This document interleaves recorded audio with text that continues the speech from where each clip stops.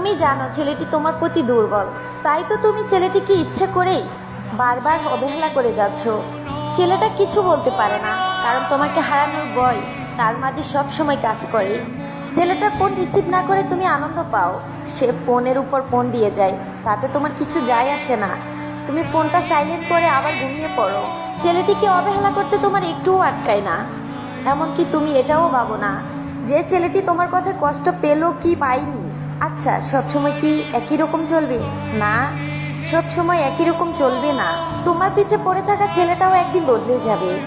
তোমাকে আর মেসেজ করবে না, ফোন দিবে না, এমনকি তার ফোনে তোমার নাম্বারটা পর্যন্ত খুঁজে পাওয়া যাবে না।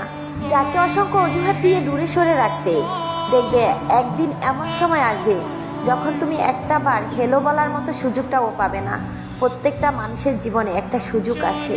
তোমার সুযোগ ছিল ছেলেটিকে ভালোবেসে বুকে জড়িয়ে রাখার, আর ছেলেটির সুযোগ ছিল প্রচন্ড কষ্টের হাত থেকে বেরিয়ে যাওয়া।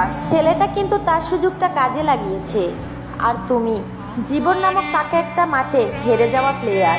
এই যুগে সত্যিকারের ভালোবাসা মানুষের খুবই অভাব। তাই যদি সত্যিকারের ভালোবাসা মানুষটাকে পেয়ে যাও, তবে তাকে অবহেলা করো না, ভালোবেসে বুকে জড়িয়ে রাখো।